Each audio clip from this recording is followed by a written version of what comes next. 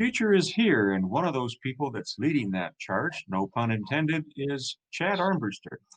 He's with Future Electrics, and he's going to shed some light today on a little bit of the background work that's involved with the electric vehicle network that's coming to Saskatoon and maybe here in a bigger way than many of us know about. And Chad, thank you for taking some time out of your schedule today.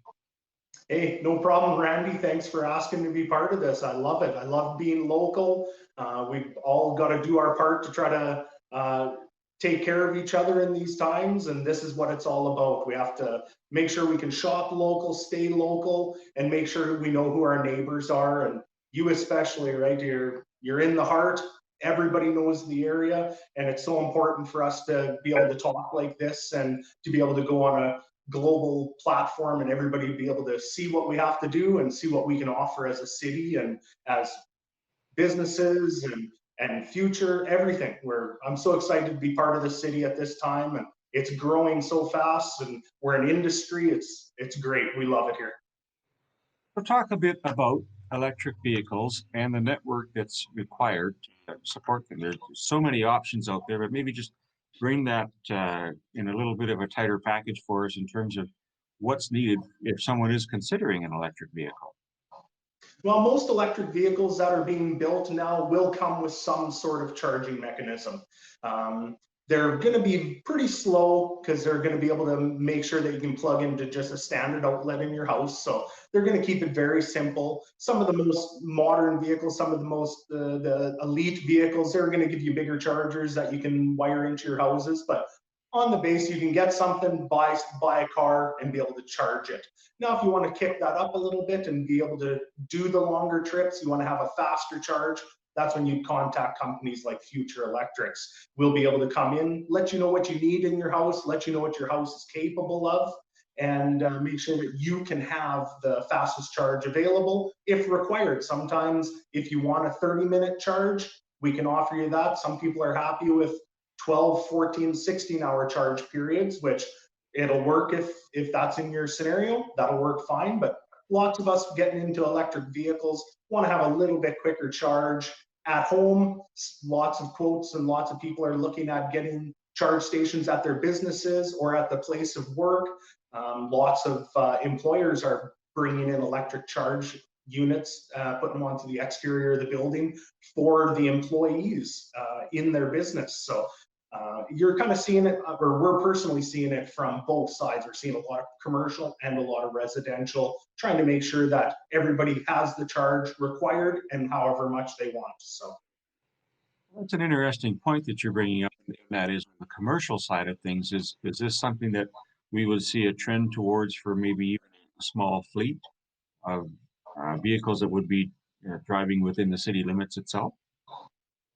We're already starting to see that now, especially with Ford, GM, and Dodge, the big three, North American big three. They're coming out with, by 2024, 2025, they're talking all electric vehicles, all electric trucks. The Ford Mustang E-Mach is already starting to be a pretty big buzz in the industry that you can buy all electric day drivers. We're on the tipping point. We're right at the top right now where it's been around for a long time. Everybody's been a little bit leery of it.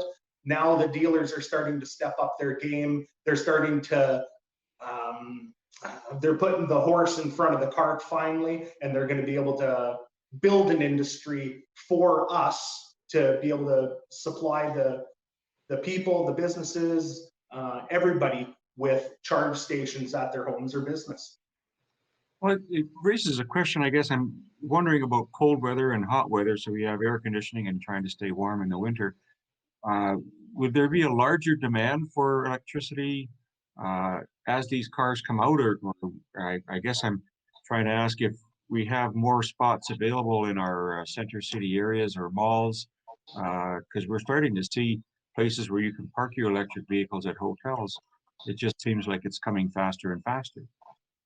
Yeah, when you think about the grid of what our city was based on, the newer areas, lots of power, everybody's doing pretty good so far. There's some solar industry coming in. Lots of people have solar panels on their houses right from brand new now. So they are pumping a little bit more into the grid than normal, which is good. Some of the older areas in the cities, when you think about some of our downtown areas where the infrastructure's been in for a long time, people are putting a lot more electrical demand on their houses when it comes to big dryers. When some of these areas were manufactured and the houses were built, nobody had a home dryer. You hung it on the line out back.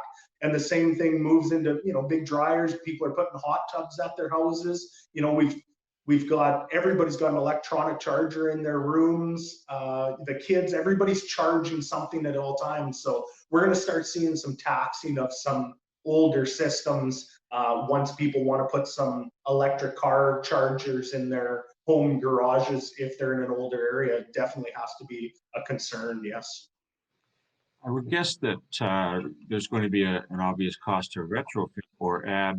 Is a slower charge to plug into a wall and a quicker charge needs more of a voltage supply quicker and faster for that? Correct. If your house has a dryer outlet, it's very similar to that. So we would go into your home, make sure that your house is ready for a larger EV charger, or we can also just supply you with an EV charger that would be faster than what you currently have, but it would fit your home, fit your lifestyle. Not everybody needs their vehicles to charge in 30 minutes. We have to start changing our views on electric vehicles. And when you leave the home, you think, well, where am I going to go get fuel? First thing we have to do is go get fuel before we do this. But we have to change our thinking that when we leave our homes, we're always on full because we've had it plugged in for however long over the night. So it's going to change a little, get people to change their thinking a little bit about how to have the vehicle. And we have to change our habits a little bit to get used to EV. How would I budget, I guess, in terms of two things? One, my distance that I'd be traveling in between charges. And secondly, what would I be looking at to budget for an installation of a pack like I see behind you? Some of the larger commercial units, like the one behind me, this would be put onto the external of a business or a parking installation, underground parking, the malls.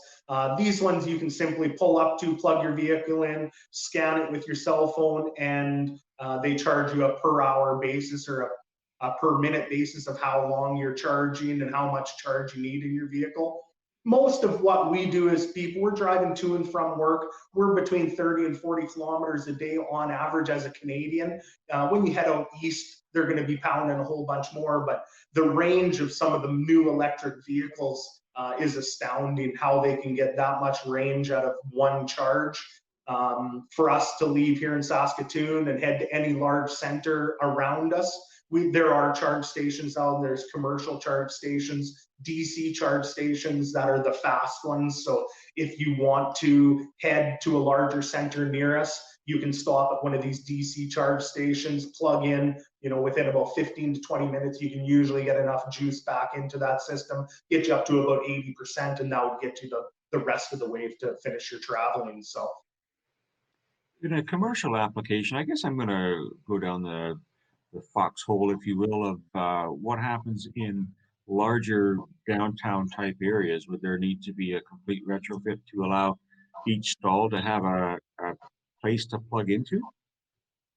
some of the new chargers, you can actually hook them up piggybacks. So you can have one power source going to 5 or 6 chargers, and then it's first come, first serve. So if you want to pull up and you're 6th in line, the dogs in front of you might be taking a little bit more out of the bowl, but you'll still be able to get some charge. And then most charging apps, lots of the vehicles that we can buy now are all app friendly, so you can monitor how much charge your vehicle has. So if you wanted to go and do some shopping, go visit some friends or something, you can at least know that it's a timeline, and oh, I'm too far down the line, it's going to be a little bit longer than expected. But sometimes we have to wait at the gas station too in line to get that tank full. So yeah, that's a fair statement. So I'm understanding then that this would all be done through a cell phone and an app, not through a credit card or coins. Well, most of our apps, most of our cell phones, we can just do tap and pay as well, just on credit card. Most of our apps and stuff, we all have linked up with our credit cards anyways, put a couple $100 on it, just like you would at the gas station. So this does not sound like it's that new to be that widely spread right now. It's like you said, on the tipping point. What has been the uptake in Saskatoon that you're seeing? I was very surprised when we started the business at how much commercial clientele were calling and investigating. Lots of commercial clients, they want to be the place to go to with the charge station out front. It changes your demographic a little bit. It also gives you one more thing to say, hey, stop by our business over our competitor. We have charge stations out front. We've got an electric vehicle, come on down and we'll give you a free charge while you're here. So That's it's here and it's now. I want to thank you for shedding some light on that. Chad, if people were interested and wanted to know more about that, how would they get a hold of you? well, of course, you can find us on the interweb. We're at futureelectrics.ca. You can see us on Facebook or Instagram. You can find us right here, 2122 Faithful Avenue, right in the heart of the city. Very easy to find. Or you can call us 370-VOLT. Very easy phone number to remember. Right on, man. Thank you for taking some time out today. I wish you the best of luck. Hey, thanks for giving me a shout, Randy. And once again, thanks for doing what you do. And thanks for letting us be part of this. We love it and we want to be able to do more of it. So Good stuff. Thank you, Chad. Stay with us, folks. We'll be right back.